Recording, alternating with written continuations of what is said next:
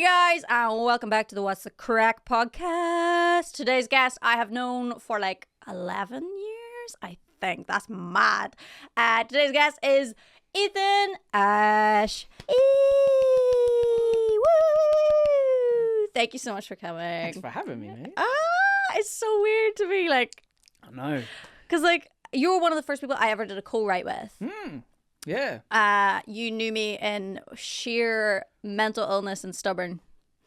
I did, and we were in Sheffield as well. Yeah. Right. And then I came down to Cambridge. You did? I stayed at your parents' house. I learned that you sleep with a blow dryer on. Okay, straight away. Straight away, I'm out of here. Yeah. Yeah, I do. Because I was like, I still do. You still do? It drives my wife Georgia crazy. Oh my god. See, Georgia, this has been a while. This was before you. No, you were seeing Georgia. Was I? Oh, yeah. God, sorry. Yeah, you Georgia. were. No, because she was living Isle of Wight. Yes. So I remember you trying to do the whole like community stuff. Yeah. It's like a lockdown relationship before lockdown. Pretty much. And I remember I met her at how did I meet Georgia? Georgia, how did I meet you? I was like iTunes single of the week years and years and years ago, and she downloaded it. Yeah, did she have a t-shirt or the record? She came to Bestival. She came to Bestival and I was playing Bestival. Yeah. And that sounds cool, but unless you're like on the main stage, you're playing the backfield. Yeah. And then she looks good in press. Yeah, it does. It looks great on the posters. That's all that matters. Yeah, just sharpen my name on She came and she was already a fan. She apparently, but she came and saw me and then she left. And I was like, well, where did you go? I wanted to talk to you. And then she came to another show and then kind of started from there. But, yeah, it wasn't the greatest start because when I went backstage dynamic to get all my stuff off the stage, and and my friend went and he's like, "Do you want to go get Georgia? You can like see her." I was like, "Yeah, cool." And unbeknownst to me, he went out the front where Georgia was and just went to her. He's ready for you now. Oh my god! And I was like, cheers. Oh man, thanks, Phil. That's what guys do, though. Yeah, you do, and then she stuck around. I love her though. She's great. She is one of those humans, right, that you just meet. Hi, Georgia. That you meet and you're just like, oh, what a beautiful soul. She is. I mean, to put up with you, I'm kidding. Oh no, 100%. She is batting down so badly. I feel like I have to tell you how I describe you to people. Go for it. Because they like whenever I have to talk about you or anything like that, I'm like, like obviously I say that you're lovely and all this kind of stuff, and I'm like, but that boy puts the H in ADHD. He does. I mean, that's fair. That's fair. Yeah. Because I'm like, because that's why we got on so well though. Because I was, because I took you on my first ever tour. You did? Imaginarium. Yes, it was the Imaginarium tour.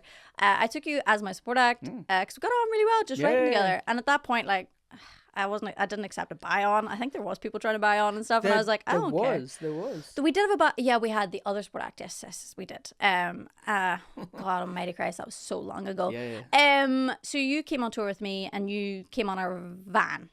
Because the other support acts, I think they had to get there on their own accord. Yeah, they did. Because our bus was full. Because at the time I had a whole band. Yeah. Quite a few people. And I remember because they were like much older than me at the time, because I was like 17, at best 18, and they were like in their 30s. Yeah. And or like late 20s kind of vibes. And they were all at that part of their life where like they were living in a city in England. It was all very chill and laid back, and they were very much like comfortable. And then you have two people who are just like, let's go, let's do these. I have a picture still on my phone of it the little cart thing? Little tiny tractors and me wearing a tiger suit. Tiger onesie? Yeah. Because I think, again, we were in Sheffield, and then I think we were going up to Glasgow, and I just remember being like, I've got a tiger onesie with me. Do you know what? I'm just going to put it on and just rock around in that all day. Yeah. And people are like, why? And my favourite answer is always, why not? Why not? Because I think, didn't we get to Scotland and I bought one as well? What did I buy? I can't remember what onesie I bought, but I definitely bought a onesie. Was it like a unicorn thing? Probably was. That's sticking in my head. Yeah. Because I remember doing little front flips on the sofa when you were on stage, and then I fell asleep. That's you summed up. Pretty much. And he's out. And he's gone. He's tired himself out, guys. He's done circles and he's asleep. You're like a greyhound. Pretty much. Although, I mean, aren't greyhounds kind of lazy? Actually, no, maybe I am. Because greyhounds are great, and I always recommend greyhounds to people that are like built like me, right? Because people think greyhounds are like mental all the time. No, they're not. They have like if you take them mine was an Italian greyhound, so he's smaller, so it's like 45 minutes of an hour of him like literally going flat out, and then the rest of the day he's sleeping. So it was great because you just do your work with a little dog on your lap, right? Yeah. That's greyhounds and their class. I'd say maybe more like a Springer Spaniel, like. R.I.P. to your wee babies. I know. Did they both go? Yeah. How far apart? 48 hours. What the fuck? Yeah. One of them probably died with a broken heart. No, that was the vet. No. No, it was. It sucked. They were nearly 15. Amazing dogs. They were brilliant. But they were you as a dog. They were, and they went to lots of different festivals. Lots of different people, quite famous people, looked after them at festivals and played ball with them, and they were the coolest dogs. They had the best life though. Yeah, they did. Your family have like a lovely house in Cambridge. Oh yeah, your dad has those fancy little cars and motorbikes, doesn't he? He likes cars. Yeah, he likes cars. He's a car man. He likes cars and motorbikes. He's got a musicy job, doesn't he? He kind of just got into music through me. He's an organised man. He is. What's his name again? Kevin, yes. Yeah. And your wee mummy. Yeah. Oh my God, guy. I know it's like people are like, why are you talking about the parents? They're lovely, okay? They're amazing. They're both from the north, so they're basically from like around Newcastle or Jarrah. And your mum was with accent. My mum was born in Scotland, and then she lived in Sunderland. Okay, yeah. But yeah, it's quite funny because I don't think they've really got an accent. Oh, they do. Then when people hear them, yeah, but when you take the piss out of them, you put the accent on. Yeah. Like my Canadian friends can't understand them. They just can't, and it's great. I love that. You know, and it's. Have you ever heard that Canadian accent that sounds Irish? Newfie accent. Yeah. What the frick is that, bro? I was on TikTok, and then there's this guy out in the freezing cold. I mean, I swear to God, there could have been icicles from his like nose water. Okay, I was like, why is this man in the Arctic with an Irish accent? And then he's got a comment that somebody goes, "Are you Irish?" He's like, "No, I'm not Irish." And I'm like, "What are you talking about?" Like, I've never been to Newfoundland, but I've met a few Newfies, and what I hear about Newfies, they're probably the outlier of Canada because. What is it, like the Texas of Canada? No, I don't know. Maybe because Cork is the Texas of Ireland. Because they do this thing called, I think it's like kiss the cod or whatever, and it's like when you go to Newfoundland, you kind of, I can't remember what they call it. You're not telling me people are kissing fish. I think they do, but I think it's dead. Like. If there's anyone from Newfoundland, just explain what you're doing, because I don't know, and I've seen it through videos and people have told me about it, but I think it's a little bit mythical. You know, unless you're there, you don't do it. It's like people doing the Blarney Stone in Ireland. Yeah, it's like going and kissing the Blarney Stone. They're like, "Oh, have you been to the Blarney Stone?" I'm like, if I've been, my parents took me when I was a toddler, because I've been to every county in Ireland. Yeah. Because we were poor. We only went on holidays in Ireland. Woo! So if I've ever been, that was when that happened. Because it's also the same in the Giant's Causeway. Yeah. The hexagonal rocks that people get so hyped about. I'm not impressed. I don't care. It's rocks. Anyway, literally, at my school, we're doing a school trip, right? Yeah. To the hexagonal rocks. And my mum literally wrote me a note out of it where they were like, She gave it to them a week in advance. She's like, she can come to school and she can just vibe out in school, or I can make sure that she does her homework at home on that day because she doesn't want to go see the hexagonal rocks. How dare you? Well, Mum basically was like, she's already seen it. Yeah, I have. You haven't seen it enough. I wasn't cognizant. I was literally a baby. She also thinks I've seen The Lion King. I've never seen the original Lion King, right? And this woman for years was so set that I'd seen the feckin' Lion King because she'd seen it. And I was like, I did the math.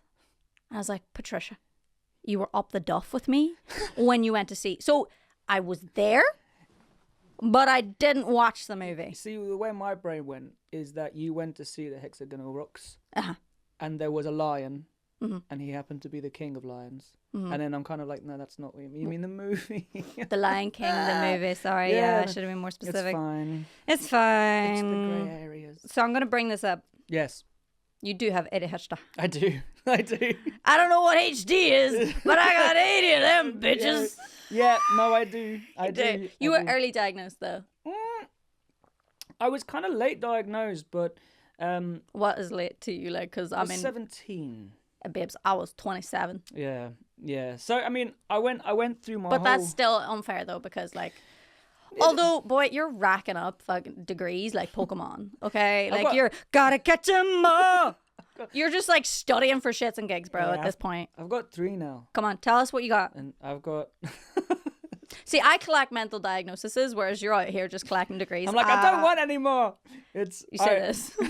Just wait. What do I have? I have a music degree, and then I have a PG cert, which is a postgrad certificate in basically further education in music. So you can teach music. Yeah. I might take you up on getting some lessons, because I don't fucking know anything. You don't want that. I don't know anything about music. You want a good teacher. Yeah, we wouldn't get anything done with it. I like, look at this meme. Look at this note. Yeah. It's great. I would just go over to the piano and just play ding. What note is it, Janet? No, because it'd be like ding. Do you know that note? Ding. No. Song in that note. When I was Do you know what? I nearly said that. boy. I nearly said that. Yeah. I should have said it.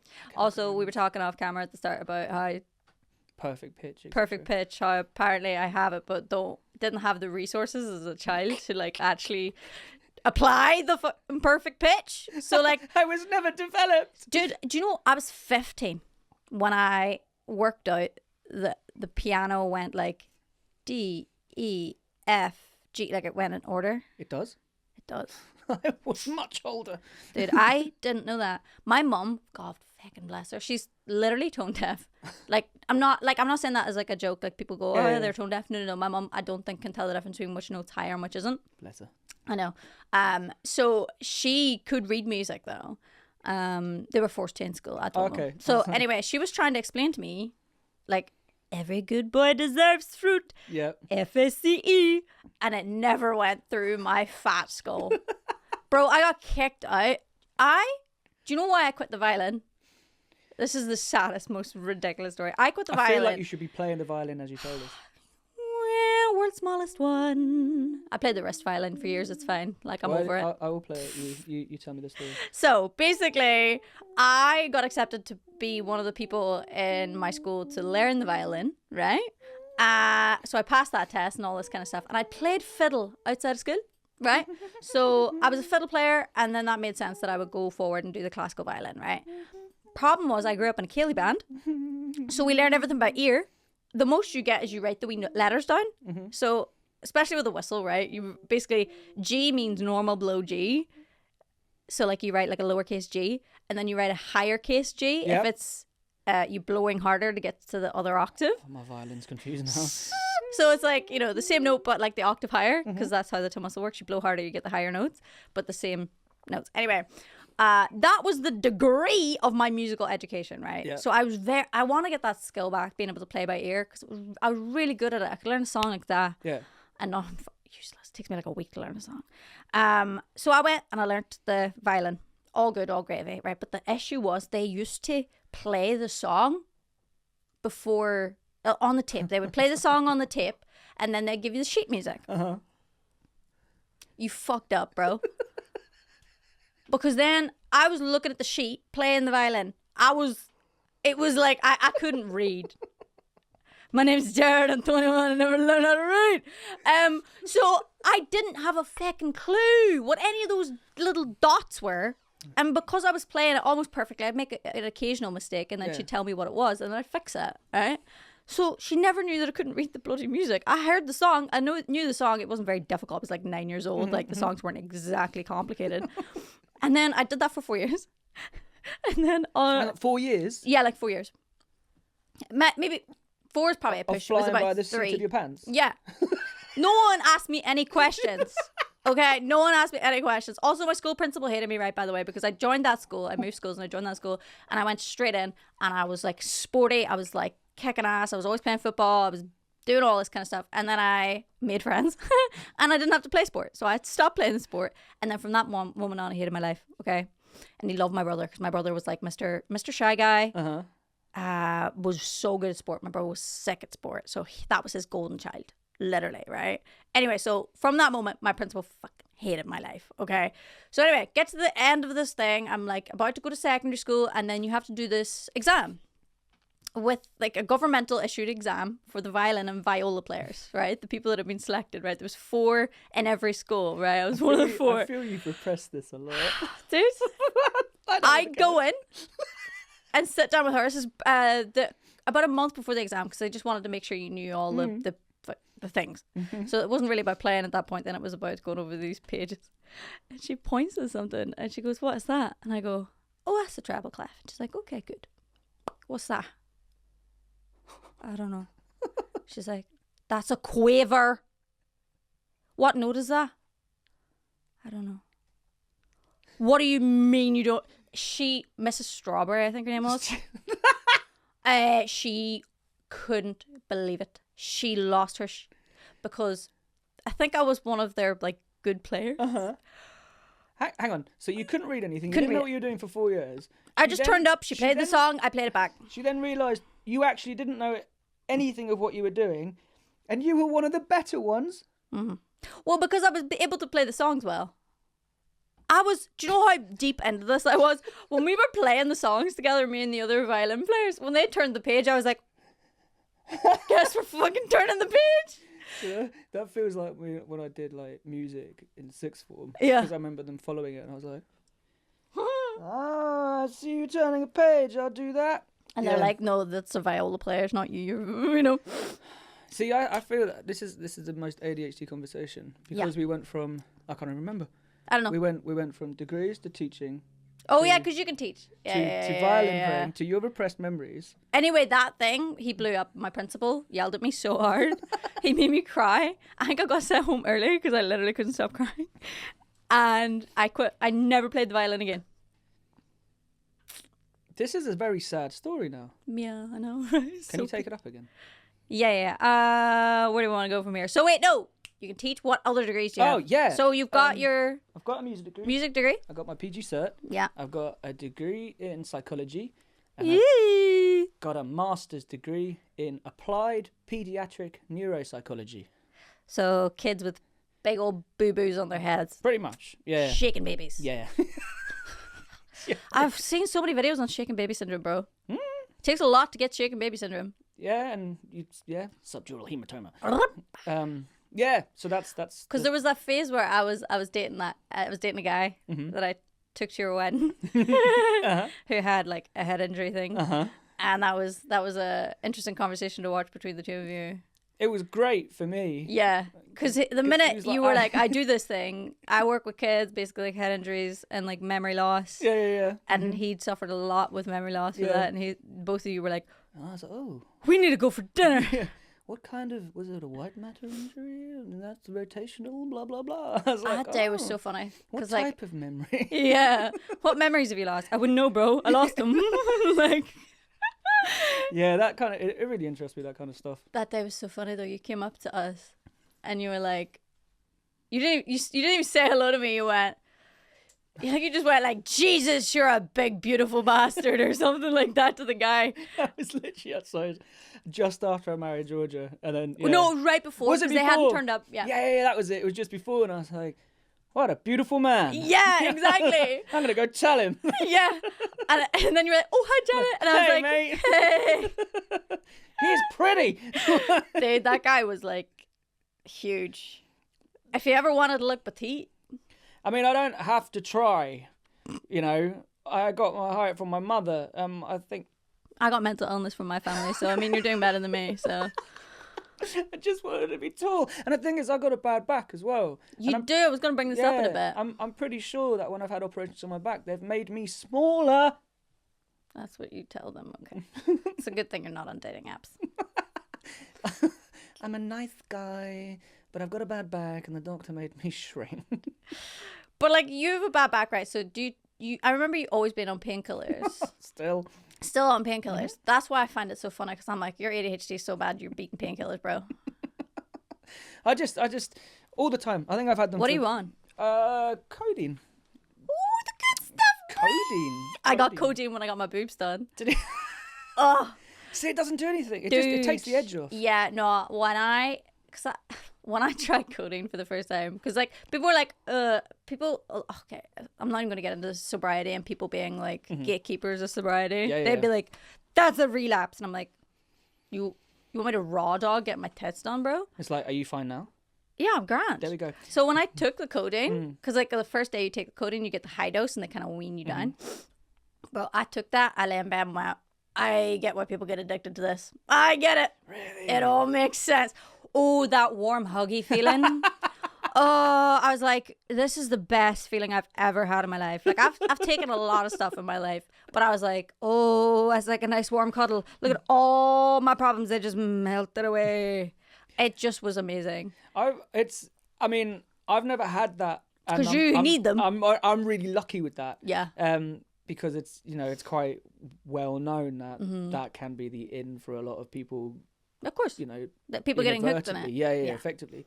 I've been on loads of different meds for it because I've got bilateral sciatica, and I've got compression of the discs in my back, my neck, and I've got my wet neck, knees, my back, my knees, my feet. My body's a broken little vessel, but it's. Yeah, but here you are. I still see videos of you like working out, kickboxing and stuff like that. Yeah, I try. I think if you can try and remain as fit as you can.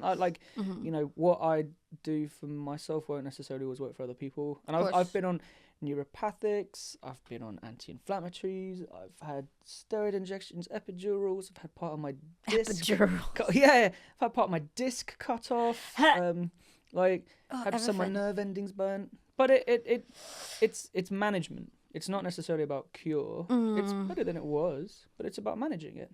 Dude, like I can't even imagine that time where my body shut down and I couldn't move for a while. I was like, oh my god. I just had that song in my head. This is the end, my only. This is the end. I was like, oh my god, this is the rest of my life. I think that's worse. Those acute experiences of things. I think are sometimes worse than the more chronic stuff because.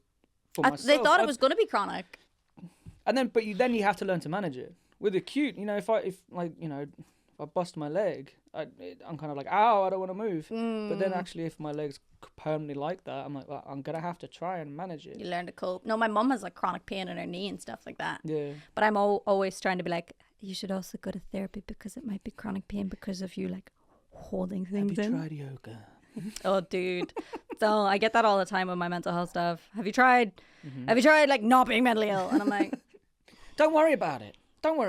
Yeah, because we were talking before the show though about about people like seeking out diagnoses. Because like for my whole thing, I put it off. Yeah. So I was like, I don't want to know what it is because then I'll start buying into it and this, that, and the other. Yeah.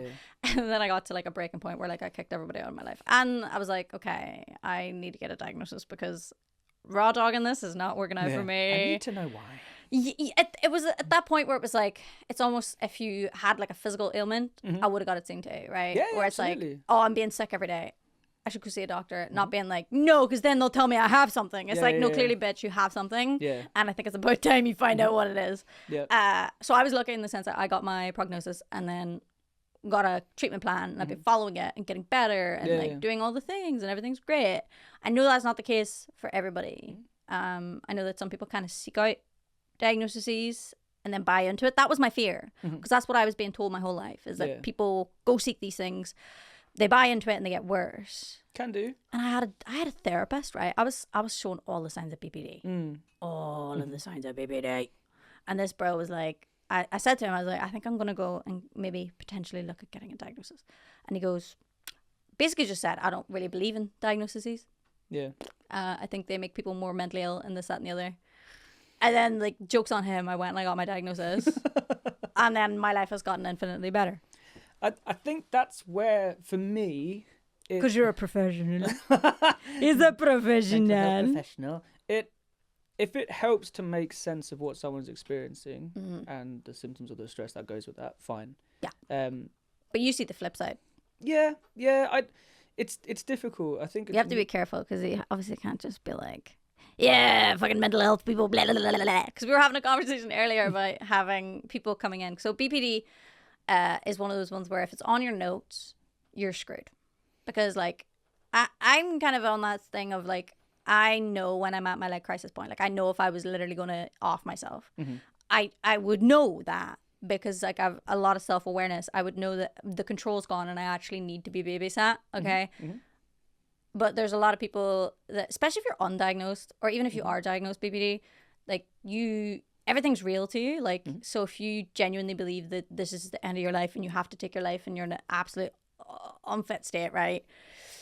You can go in and then when they read that you have BPD, they're like, so it's a Thursday for you. Go home. Because BPD is like... It's a really stigmatizing one. It definitely is. So I keep it off my notes because I know in myself, if I turned up and was in crisis, I would... it's genuinely a crisis. Because I'm not the kind of person who's going to run to get that kind of help. That's my last resort. Yeah. And I think it's kind of important, I think, not to pathologize a lot of things that people experience. But I find it interesting you keep it off your notes. I understand why. And it, sometimes when people kind of, because I work in crisis stuff. So sometimes actually when people present and they're very, very, very distressed, it's trying to actually pick that apart and bring them from here to here. But it's trying to assess that and triage actually whether it's even if they get to here, actually if they've still got this intent to do things. Yeah. And it can be really difficult. And I can't even imagine having to put that jigsaw puzzle together. Yeah. Oh my God. Somebody's in there and they're like, I'm going to off myself.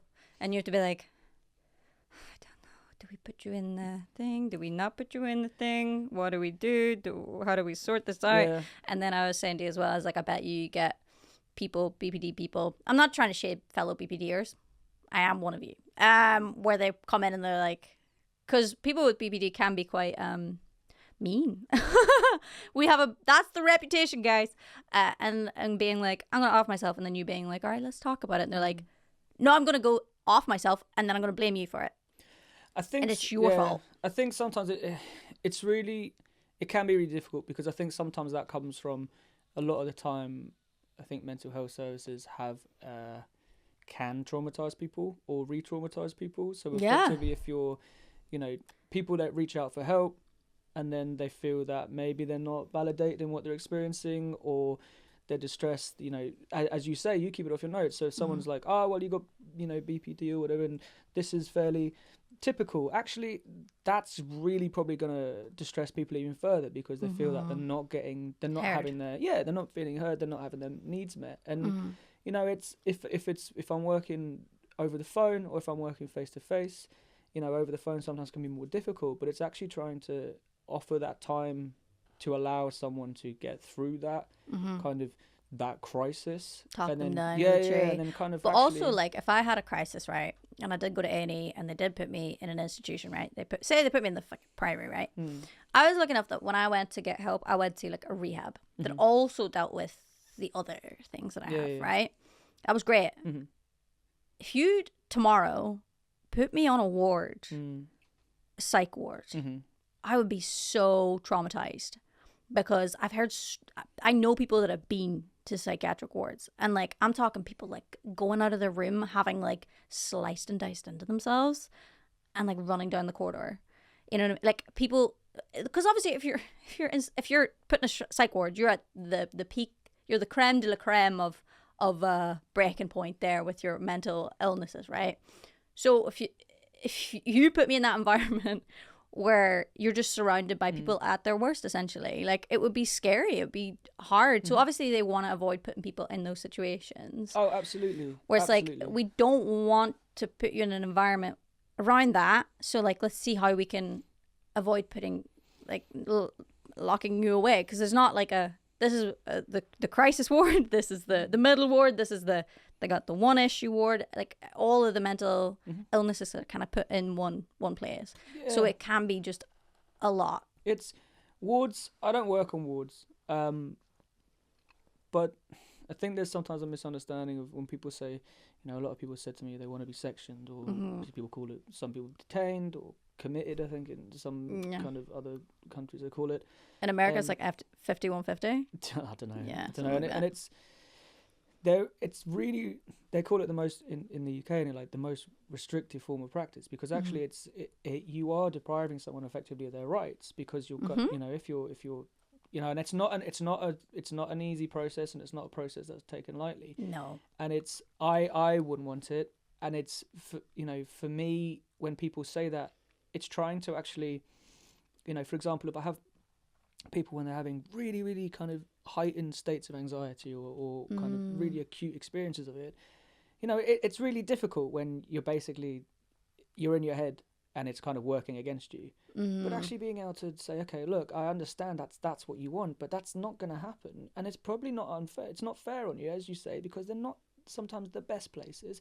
If you're very unwell, I understand it. I always say babysitting, which is not the term for it, but like there are some times in your life where it's like, if you are at that point where you're your own worst enemy and you're a danger to yourself, the potential trauma of being exposed to people at their worst isn't actually the worst thing for you right now. No. You need to be looked after, and that is A-okay. And if you've ever been on a psych ward and you've ever had to be put in that position, never feel bad about it. Like, no, and because I avoided it. I'm one of the rare cases where they were like, I think we should section you. Yeah. And I'm like, nah, babes, I'm booked and busy. I got a TV appointment next week. I got 2 radios to do. I got a music video to film in a month. I can't be sectioned. And it's, I've kind of talked to people before that's happened. And then sometimes we kind of, within the UK or within the areas that I work, you can refer into things like crisis teams and stuff, which are the kind of primary objective is to reduce the likelihood of admission. Yes. And support people through being at home as well. But again, some people will have had really negative experiences at crisis teams. And it is very difficult, and it's trying to sometimes... But it's also difficult for them as well, being those, because like, if you're in there and like, because I've been there where they've wanted to section me, but like that's an experience for me that I've never had before or whatever. But for them, that's their everyday. Like, they see people in that crisis state all of the time. Yeah. So I get that maybe something slipped through the net. Like, absolutely. Everyone understands, right? In this country, the mental health services, there's not enough money in there. There just isn't. So it's not exactly the fault of the people that are working with you. I mean, CAMs, though, can... Sorry. The advice that they give people is really, really not good. I think this is, as you say, like, I dated a girl whose like mother was like the head of CAMs and stuff. And she's like, they're doing so much, and I'm like, I think the practitioners, the people, the clinicians that work in it, they always want to do their best. I don't know anyone that goes into it to do harm to others or to not help people. Exactly. But sometimes you're right, the resources aren't there. And sometimes have you tried having a bath? I've never said that to anyone. Have you tried? I've never said that to anyone. Have you tried having a cup of tea? Yeah, I've never said have a bath. No, I trust you not to. 2 people actually said, I'm going to have a bath. And I'm like, what? Do you know what the worst part is, though? Sometimes, I'm not saying those pieces of advice, but there have been times where my therapist has suggested something, and then I spend like a whole month being like, fuck you, I'm not doing that. Me. And then one day I'm like, all right, let's fucking do it. And then I feel better, and I'm like, screw you. And this is the thing, because it's, if you've got a headache, you take paracetamol or acetaminophen, whatever it is, and you take it and hope it goes away, and that's the work done. But if you're struggling with your mental health in a longitudinal sense or even an acute sense, you've got to actually put a bit of work in, and it's really horrible. And the things like when your brain is working against you, bro, it's like, what the fuck? Yeah, absolutely. And it's kind of like, when people, things like mindfulness and grounding and all that, there is evidence that it helps. Yeah, but also sometimes it can be worse. Because like, I think there are some people with, it's not I think it's ADHD, where like if somebody tells you to like go meditate, it can actually just like make you 10 times worse. But I know from my own self, if I'm all over the place, I'm not going to go and be able to meditate. No, I'm not going to, there's ground exercise like 5, 4, 3, 2, 1. It'd be like, tell me 5 things you can see. I'm like, everything. Oh, I hate that one. The one but that some people find it helpful. Yeah, the one thing that is very good though, if you are in a crisis state of like, if you feel yourself in that fight or flight or whatever, go hold some ice. Yeah, absolutely. Or if Cold water on your face. the worst one I've ever done, I don't think I've ever admitted this on camera. Ew. I was feeling incredibly unhinged. Like I was like at the point of like a manic where I'm about to break into like depressive or go more manic. Yeah. So I needed to do something that was unhinged, that wasn't going to hurt me, but was going to like just give me a weird sensory. I needed to be like a sensory overload that wasn't like my brain. So basically I hopped in the bathtub with my clothes on. And that made me feel so much better. Yeah, 100%. Because it reorientates you to now. Yeah, your that brain's was running away with itself. the weirdest form of grounding I've ever done. But I recommend it. Yeah, no, absolutely. And it's, there's loads of... So maybe you can do that on the phone line where Do it's you know like, what? what are you going to tell me to do? Have a bath? No, but have you tried having a bath with your clothes on, bro? Have you tried having a shower with your clothes on? I mean, socks and all. If it works, it works. Yeah. I don't think it's the stupidest thing I've ever heard. No, there's weirder things. Yeah, absolutely. And I think it's trying to find things that people can use. Not everything's always going to work, and not everything's 100% of the time. No, definitely. Because I got to talk to people and like they do like CBT and they're like, changed my life. Yeah. I got kicked out of it. Yeah, some people don't find it helps. Yeah. I got kicked out. And I was like, oh, okay. So this is... Why did you get kicked out of CBT? Because it was that thing of like... I don't want to challenge this thought. No. My issue was, it was like, I could see my pattern of behaviors. Yes. I could trace those patterns of behaviors back to where they came from, what the triggers were, why I did it, what that makes me feel, where those patterns have appeared in my life before, But I had all the self-awareness, but none of the want to fix it. So he's like, duh, I can't help you at this point. I think that's fair. He was great. Yeah. Like, I loved him to pieces. Like, he was such a good guy. And he worked for people that I know. Him as a specialist. Like, he's saved, I literally think, like 3 people I know's lives. Really? Right? He's that good. But yeah, he was like, you've got all the self-awareness in the world. There's nothing But you don't want to do it. But you don't want to do it. Yeah. So at that point, then that's like, oh, then you have to go find a different form of therapy that works for you. Or I hear that one all the time of like people being like, I tried therapy and it didn't work. And I was like, I've been through like 6 therapists, bruh, until I found one that worked. And they don't always work. There's multiple therapies. Like if you use a medication, there's multiple medications. Oh, bro, don't even open the medication box. What are you on? Nothing. You're flying solo. Always have. Wow. Not a great thing. I'm just impressed. You've got like you managed to get through all of your degrees. Raw dogging it. I just say I'm an idiot that functions in a very small box. I find like neuroscience stuff and neuro stuff and psychology stuff fascinating. I can obsess over it all day. I'm very, very boring because I'll just read neuro papers. Like that's so fun. I'm doing some research at the moment. I'm just for funsies. Just literally just like a research assistant in some work in people who have aphasia because of strokes. Yes. And what is aphasia for the people that don't know? Aphasia is effectively, how to put it in a really basic sense, when the ability to communicate or understand language changes effectively. So, that people might understand what's being said, but when they try to talk, it might not come out the way they want it. It's where you can think fine, the words don't come out fine. And sometimes it doesn't necessarily. This is what this kind of project's looking at. Kind of using inner speech and all those things. What's the term for whenever people, is it foreign accent syndrome? I don't know actually. Well, when they use a different accent. Yeah. Where they have a head injury and then there's a famous case of a British woman who like had a head injury and then she woke up with a Chinese accent even though she's never been to China. I don't know. There's some, if you kind of find that stuff interesting, I think it's I love that stuff. Oliver Sacks used to write a lot of books like that. I think Oliver Sacks was a neurologist. And they did quite a few movies of his stuff, but he has like a book called Musicophilia, and it was basically like, person that had a head injury or got struck by lightning and suddenly just got massively obsessed with playing piano to the detriment of everything else, and just learned piano and could play it unbelievably well. I love those stories though as well of like older people with like Alzheimer's and dementia and stuff, struggling or whatever, and then they play songs from like their past. Yeah. And like suddenly they're back to their old selves temporarily, but they're there. There's a video, I think, again, Oliver Sacks, with this guy, and they put headphones on him. He's listening to this. They get him to listen to like old Cab Calloway songs, and he just becomes super animated, and he's being able to communicate and talk. Oh, I love it.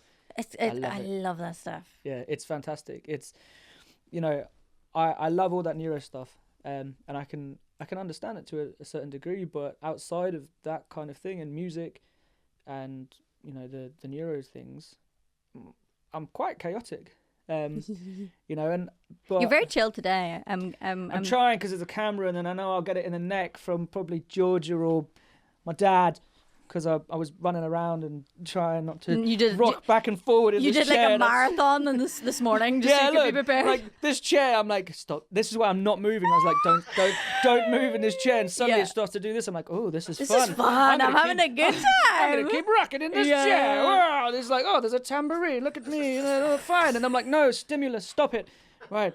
Let's take it seriously. Yeah. I have that thing where I can switch the ADHD off for like max like 3 hours. When I'm working on shift, the nurses will basically be like, do you wanna go for a walk, Ethan? I'm like, is it that point? And they're like, yeah. And they'll just be like, off you go, just like take time to go for a walk, letting the dog out. Yes. I'm like, off we go, you know. March. The other day I brought a puppet to the hospital. That's fun. You know. Were you working with kids? No. Okay. No, just brought the puppet. I wanted to clarify that. No, it was just in the room. It was it's that area is not like. You're just giving somebody their prognosis. Patient facing. You have clinical depression. Woo! Quetiapine. Oh god. They it looks like a Muppets puppet. Georgia bought it for me for Christmas. That's so fun. And then because sometimes that job's really stressful, and because it's not kind of patient facing. Yeah. It was just the nurses and the psych graduates and the other kind of mental health professionals. So I took my puppet, and because I find it funny to make them laugh, and then it might drive them nuts, and that's when they'll be like, walk time. I'm like, walk time. Sometimes it's the best and worst thing about me as a person is that if there's like a big heavy thing going on, I will try and make you laugh. And 90% of the time it works a treat. Oh yeah. When it doesn't work a treat, I have to take myself out of the room. Go. I'm like, I have to go for a wee, and then I go, and I'm like, stop it, you stupid bitch. Calm down. Put your empathy hat on and go back out there. Get them team. Let's go. I double down for a little bit, and then I have to remove myself, because most of the time it's great because as someone who's been through so much trauma. I have a backlist of jokes ready to rock and roll whenever we're going, okay? But whenever somebody's not responsive to the jokes, then I'm like, oh, BRB, gotta go take this mask off. This didn't work. Yeah. Back in a minute. Yeah, exactly. I doubled down on it. I did it with one of my best friends. Oh no. Like I can't go into the situation. It's okay. But it was, sorry Ryan, I'm really sorry, mate. But it was terrible, and then I doubled down on it. I mean, I had a moment on this podcast where someone went about, I think it was Konzo, where he's like, oh, my dad left. And I went, I think it was before the cameras were rolling. But it was because he'd given me other nuggets of things. So he was saying it, and then I remembered the joke that he said about it, and then I laughed. I wasn't laughing at the fact his dad left or whatever, but it seemed like I was. I think I saw that one. Yeah, that's me. No, I Hoops. I do it with people who kind of with mental health. I love it whenever mental health practitioners have a sense of humor. That's why I love my shrink. I think it's really important because there's loads of evidence and there's loads of literature on kind of laughter and how beneficial it can be for your mental health. Laughter's the best medicine. It really is. And it's like there's a friend of mine who is a comedian in Canada. He's called James Mullinger, and we talk about this all the time. I thought it was Mullinger. Mullinger. Huh. Yeah. Mullinger. Mullinger. We talk about this stuff all the time because actually because we do shows together, so I'll do music and he'll do comedy. And it not only does it make us feel absolutely amazing, we always get really good feedback from it. Yeah. And the amount of times I will make jokes with people when they are in crisis, but we're having a discussion around it, and actually, throwing in a joke, and if people react to it, it can help so much. Yeah, absolutely. Because I think, again, like, you have to have that human element if you're working in anything. And I think sometimes people lose that. And it's really become hard. too clinical. Yeah, it's really important to be like, yeah, do you know what? It's crap. It's crap. Let's talk about why it's crap. Yeah. You know, tomorrow might be better. Let's have a joke and have a laugh. If not, come and see us later. Yeah, definitely. We were talking about reading papers and stuff. I was reading a really good one the other day about ADHD meds not working on women whenever they're on their period. It's a new one. Obviously, because women are like the last people for studies when it comes to medicines, because if you're doing a study, it's like nigh on impossible to get like really reliable results whenever you're trying to deal with like hormones and times of the months and stuff. I'd probably say it's probably to do with, I can't remember which one goes up and which goes down, as like progesterone or estrogen or whatever, and then one's excitatory, one's inhibitory, etc., etc. Because I know that some people with epilepsy, I think, are more prone to seizures around a certain time of kind of their cycle. Oh, that's interesting. It is, right? Because I will. Because I was like, what do you mean I'm taking an expensive piss when I'm on my period? I saw. What are you talking about? It's like £5 a pill. I saw the one you were talking about when you you took your meds with your monster. Shut up. Yeah, so basically, this shit has citrus in it, okay? So you can have citrus, but it has to be like an hour after you take the pill. Otherwise, cancels it out. Another example of when I was having an expensive piss. Right? So dumb. So like, I wouldn't have thought about that, ever. Either did I. But I remember taking the pill and being like, why the heck? I don't feel any different. And this is the good stuff. It was Elvance, or Vyvanse to the Americans. And I was like, why isn't this working? It sucks. I had a nap after my first Elvance, and I was like, something's broken, bro. Realized I'd had like, not only that, I'd had like my Monster, I'd had orange juice and some apple slices and peanut butter. And was like, added up the citrus to it and was like, oh no. I am half lemon. Yeah, honestly, I'm made of citrus at this point. So I was like, of course it's not going to work. Oh, mate. But yeah, really fascinating to find that out, because I was like, and I told my shrink about it, and he's just been so busy the past like 2 years or whatever that he's not had as much time as he normally would, I think, to read papers. Yeah. But also it's like such a very early stages of this research. I'm really curious about it. Yeah. So now I don't bother taking it on those days. Do you notice any difference? I mean, I'm obviously more off the rails. Because I find whenever you go through a period of taking the ADHD meds, your brain kind of gets used to being able to focus and do things and be productive. Yeah. So that whenever you take them, it also whenever you stop taking them, your symptoms get 10 times worse. Okay, fair. So not all the time, but sometimes. So do the symptoms get worse, or is it you find it harder to deal with them because you were used to being able to focus?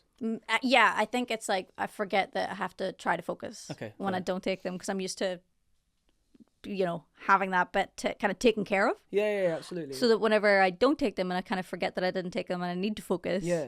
Because like, I'll have days where it's like, my housemate's like, bro, what the hell is wrong with you? Like, why are you like, basically running circles in the lounge? And it's like, oh yeah, I didn't take my meds though, bro. That's why. And I forgot to remember to focus. Interesting. Because I've never used them.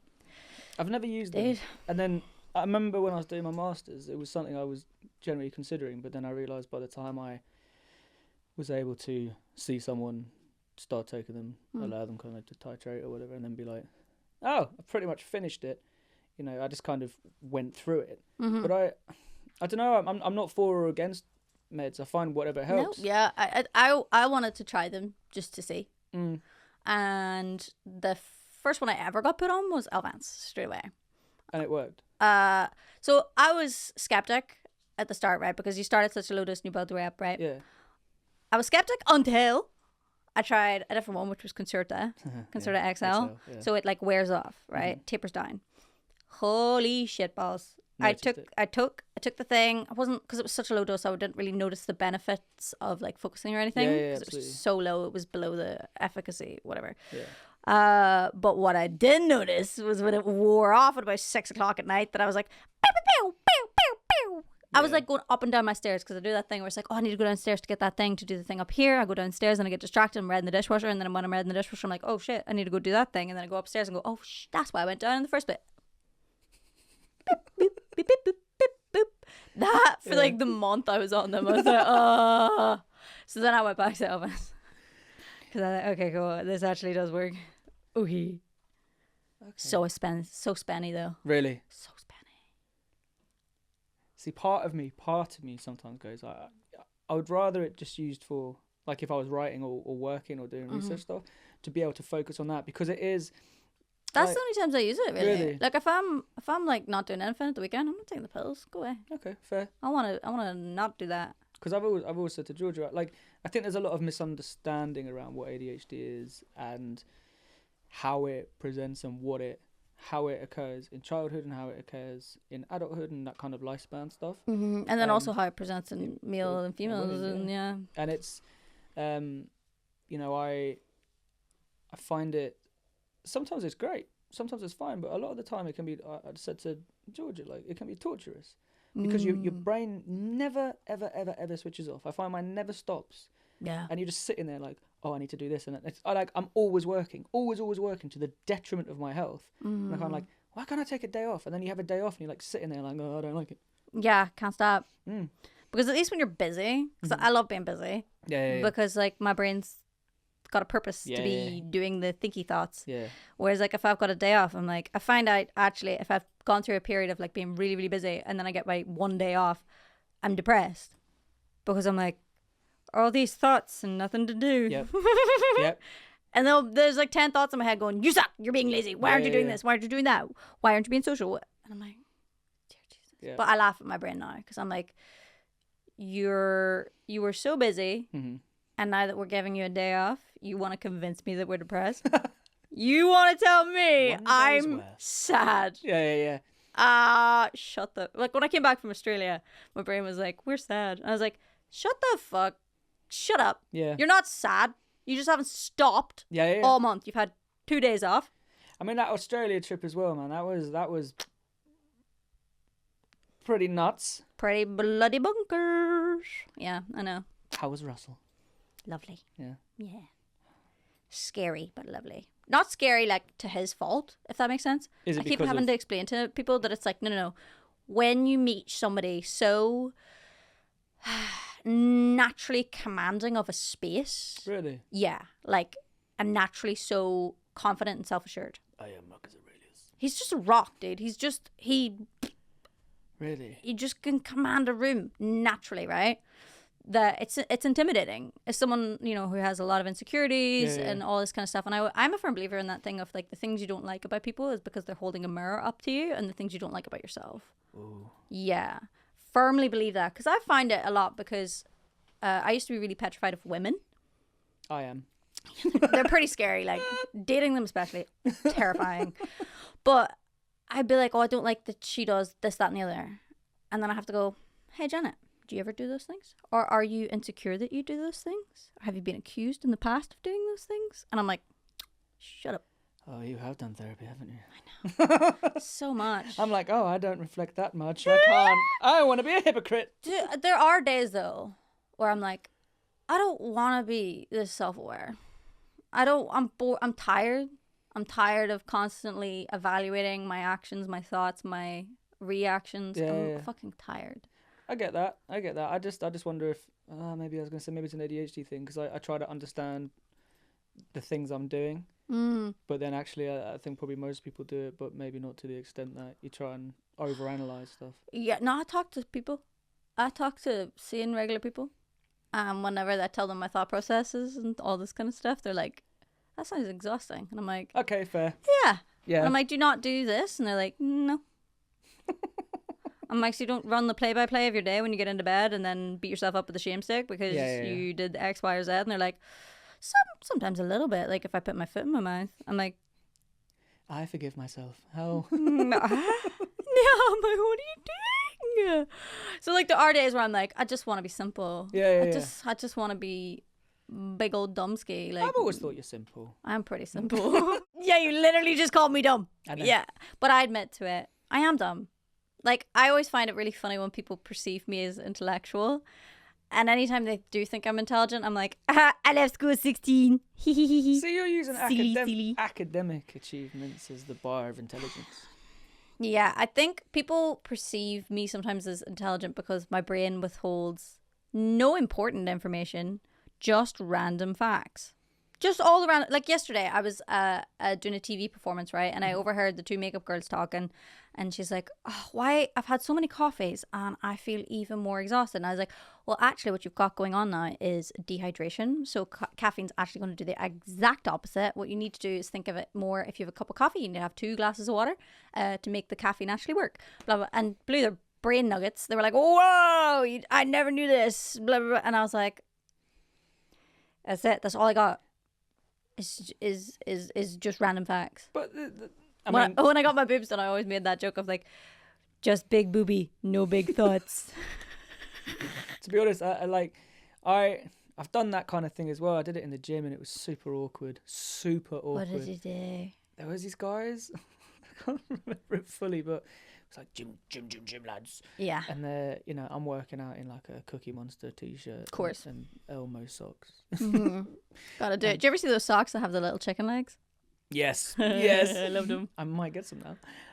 And they were talking about like, I don't know, it was like spies and things like this. And I'm trying to just work out, and my brain's like, oh, what are they talking about? What's this conversation?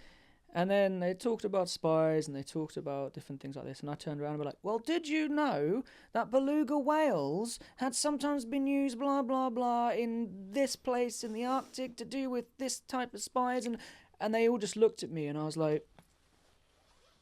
Soz. And what was even weirder is I had no weight in my hands. I was just... just pumping it. Beluga whales! Yeah. No, I understand those tangents. But equally, I don't think that having random information doesn't make you dumb. I've got so many degrees, but so many. Outside of that, not even in that, I'm not great at things, No, but like I think, yeah, obviously just being good at school and stuff doesn't make you smart. We get that, we know that, but like also with the degrees you've done, you have to know things about things. I think sometimes like music, like if I showed you a sheet music thing and I asked you about it, you'd be able to go blah blah blah blah, that because of this, and like harmony theory, blah blah blah blah. Yeah, but you can learn that to a degree. That I don't think that takes necessarily. I think certain things, intelligence is important in certain things, but I think there's so much onus on academic achievement equaling intelligence, and I really don't think it is. Like some of the most intelligent people I've ever met have no formal or any qualifications, and it doesn't matter. And I think there's so much pressure put on people to have these academic, absolutely. Okay, sometimes it's important to have qualifications because I don't want a doctor who doesn't have a doctorate, who doesn't have an MD, I'm going to cut it. Hi, everybody. Let me just cauterize your bones. What? Yeah. That's a big knife. That's a big word for Elmo. Why is it so rusty? Yeah. No, I get it. I do. But it's like, it is one of those things where I'm stupid in the things that people don't expect me to be stupid in. Same. Like, geography. People take the mick out of Americans for being so bad at geography, and I'm like, I don't know anything. Do you know where the Eiffel Tower is? Yes. Okay, Blackpool. Cool. No! Disneyland. I remember being I was in Florida, of course I was. Florida. And this, bless her, this girl asked Georgia, she went, she was like, where are you from? And Georgia went, England. And she went, oh my God, I love the Eiffel Tower. Oh no. And I looked at her and I was like, Georgia, she loves the Eiffel Tower. They're called pylons, babes. Like, it's not the Eiffel Tower, we have them everywhere.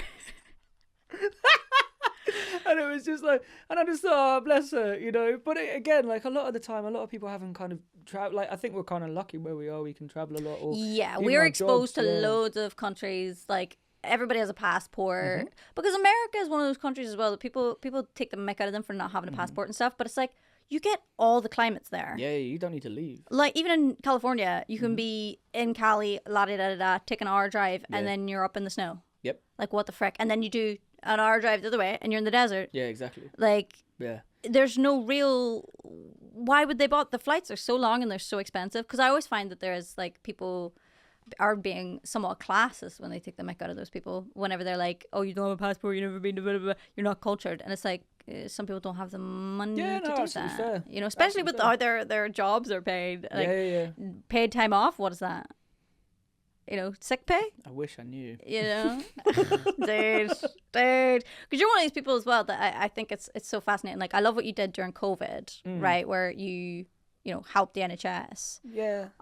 You worked with the NHS because obviously there's no fucking gigs because the world's on lockdown. So you went and you just did a people thing.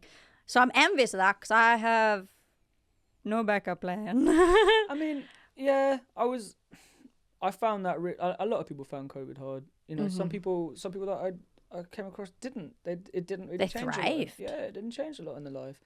But you know, you can relate to this. Like, you know, you couldn't go and do shows, you couldn't do live shows, you couldn't tour, you couldn't. You know, my album came out. Yeah, boy, that's like the one thing that I look forward to because my job's so online and stuff that whenever the album's coming out, I was like, oh my god, I gotta go be places, do things, do gigs, do this, do that, and then it's like, no. Back to normal. Stay in your room. I've always done live shows as long ever since I was a kid. Live shows are my favorite thing. You thrive in that environment. I love them. Like I remember looking at you whenever we did Cambridge Folk Festival, and I'm backstage. I'm shitting my pants. I'm dying. Yeah. Also had a chest infection. Remember I had a big steroid face. Yeah. Because basically air came over from like one of the desert places that was like really filled with dust, basically like sand dust in the air, and it contaminated my lungs. And then I ended up turning up to that event like, like a little. It was little that hamster. Secret Garden as well, wasn't it? Oh, I'm thinking of Secret Garden. Yeah, sorry. I thought you played. Did you play both? I did do both. But the Secret Garden was where we were doing the show together. You were on as well. Oh, that was weird. We saved that. Insert famous model name here. I stopped her from getting kicked out because she was doing coke in the audience. She did get kicked out, but she didn't get kicked out of the whole festival. Yeah, because like I dragged her ass backstage and went, babes, like, can I be? I get that you're having a good time. I get that you're having a good time, but I was like, because she wasn't as massive as she is now. No. Because she was global like a year later. I forgot about that.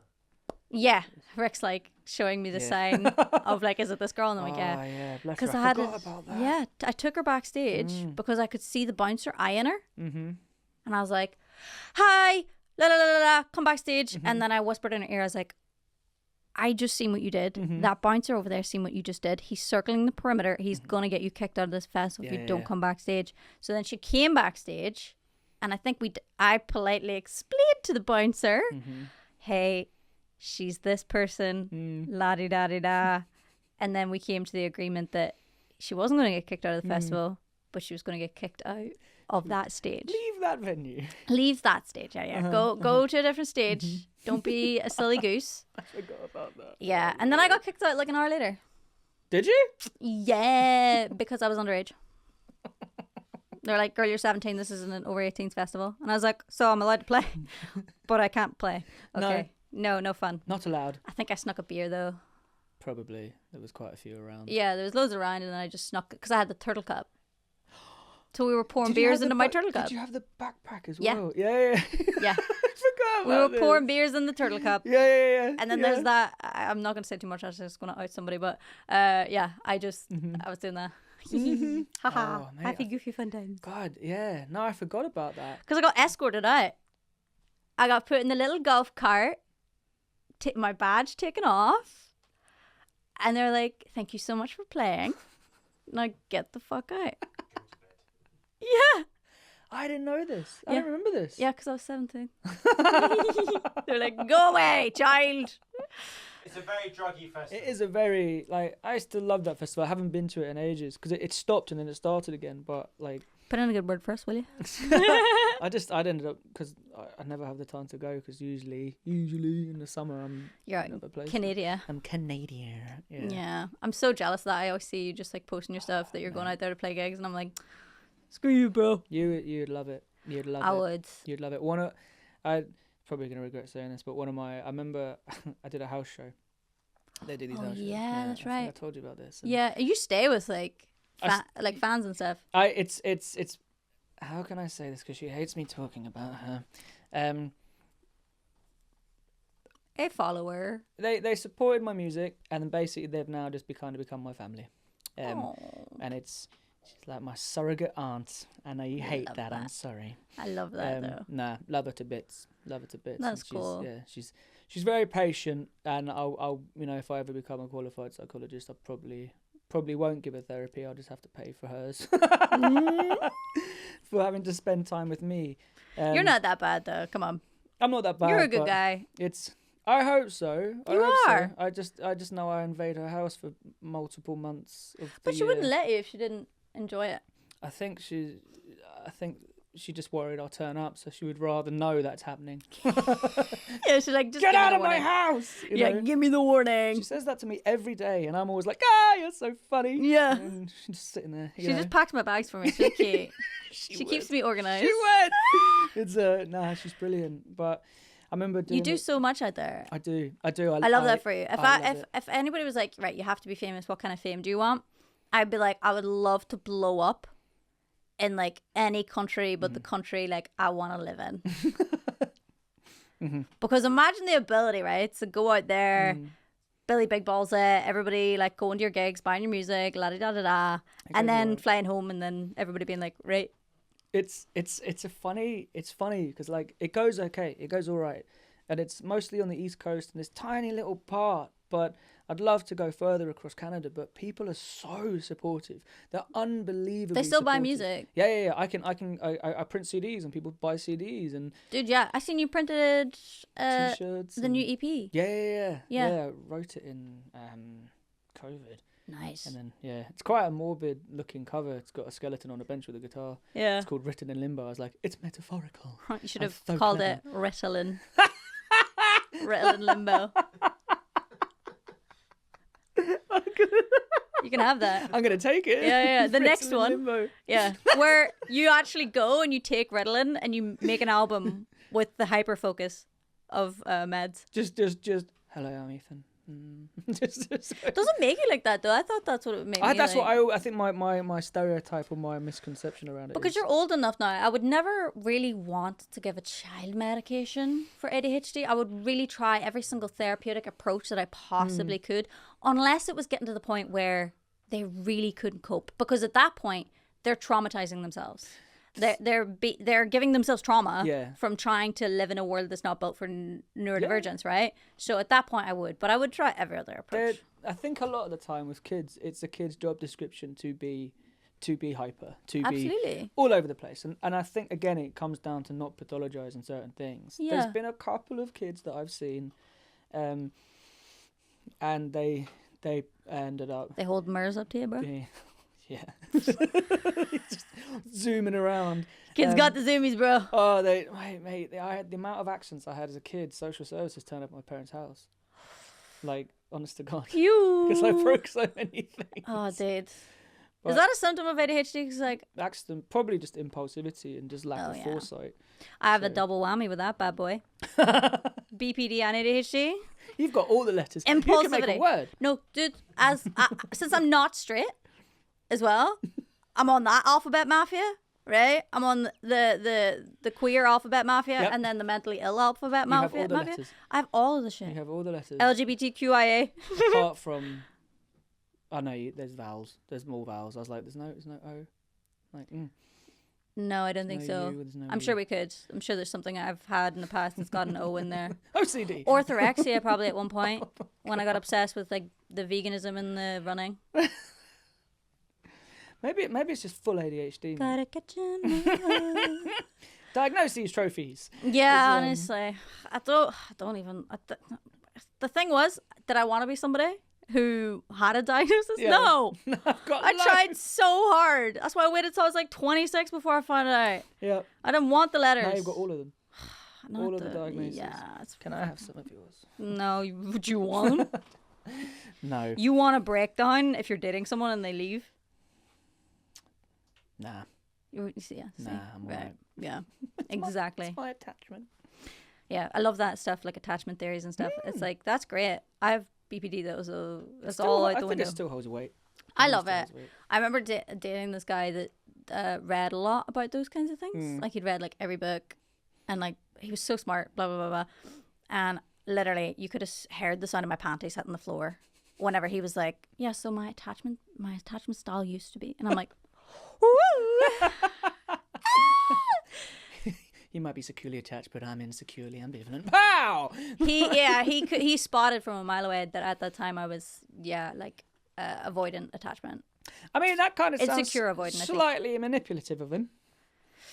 No, he never told me. Okay. I just knew that he used it for his own gain. I just knew that he knew that was me. But I knew a lot about attachment styles and stuff, and I could tell that he was securely attached. Which is terrifying. This is taking such a I'm like, weird what are segue. you, bro? Like, you're like sane?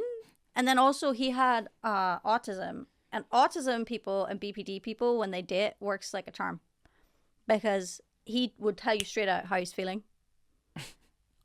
Just straight away. Just be like, hey, I don't like it when you interrupt me because it makes me feel like my points aren't valid. And I'm like, okay, I won't do that. Shut up, ADHD. Stop getting excited and interrupting. I hate that. I'm always trying don't interrupt. I'm saying it out loud. Yeah, no, I had to do that in Australia when I was with all those people at the Russell Crowe staff, where I do that stereotypical neurodivergent thing, right? Where you talk in anecdotes. Right? Somebody shares an anecdote. And it was similar, and it's nothing the same. Well, even if it is the same, right? So I learned pretty quick I had to turn my ADHD off because they'd be like, oh, insert anecdote here. And I'm like, oh, insert similar anecdote here. Conversation almost dying. Okay, let's give it CPR. Ask them questions and never speak about yourself. So I had to, that's what I did. I was like, I know that don't one. share anecdotes when you're talking to these people. I did it yesterday. At the hospital, and it was just with a mental health nurse, and I'm kind of sitting there being like, "Why are you telling this story? This story is a really bad story. This person is now." And what I absolutely love, is being very all over the place, and it's with some mental health professional I haven't met, and they go, "How did that make you feel?" And they're watching, and I just look at them like, "It's fine. This is normal," and you see them like, "Oh, okay." You know, it is my favourite thing. I did it the other day where I had that similar thing where your brain's like, shut up. This is the worst story you could possibly tell right now. They don't know about your issues. And I was halfway through telling this awful anecdote and went, you know what? I'm not going to share that. How was your day? I have been kicked out of the WhatsApp groups for the teams that I work in about 4 times for really dark things, because I'll send them songs. I'll send them songs as well. So I used to have to then just send them to someone and be like, fancy sharing this, because I would always send them a Christmas song. And last time it was when they allowed me back in this group. I was like, I'm going to write a song. And within 20 minutes of being allowed back in this group, I had written a song on a banjo, and I had my puppet, and it was at Christmas. I had my puppet by the Christmas tree. I had a cowboy hat on. I was playing the banjo about how I'm probably going to get kicked out of this group. And it was 20 minutes, and I was like, fantastic. And you could see them just, I could hear the regret, immediate regret. Like, why did we do this? Why have we let him back in? You're very good at the spontaneous songs. I was going to say, because you were talking about your mate who does comedy and then you doing the music out there. I'm like, when are you going to drop the comedy album? Me and my friend, we did write a song, but it was specifically for kind of the New Brunswick province. So it's got their references and stuff. Yeah. And I have been doing some music. Because you did one for your wedding. Yeah. That was sick. I wrote that the night before. Because normally, right, whenever a groom whips out a guitar or something, I love you. Yeah, you're like, oh no, this is gonna. But I was like, I trust him. Yeah. And then it was great. Yeah, and I think it had an okay balance of actually being funny and slightly emotional. What was the comeback line in that? There was. Because there was always something that came back to the thing. And I can't remember what it was, but it was very good. I think that was the more soppy element of it. Yeah, I think there was you told a bunch of jokes back to back to back, and then the nice line, the nice payoff line. Oh, Georgia will kill me for not remembering this. It's all good. We can come back to it.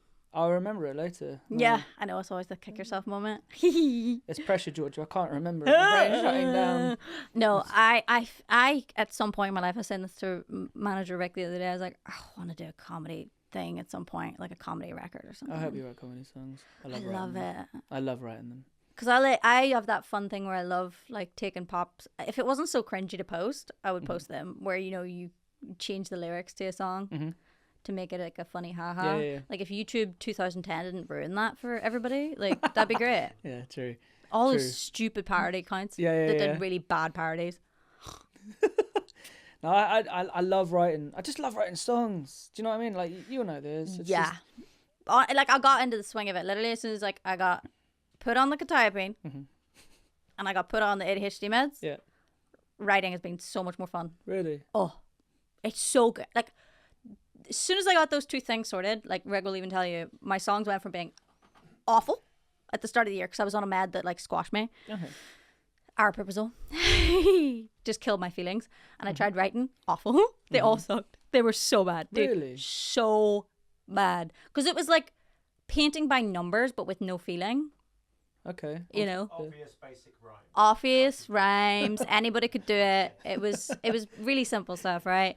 And then Rhyming literally a dictionary and a week monster. into taking these things, boom, like Really? unlocked the key to just being able to actually write songs.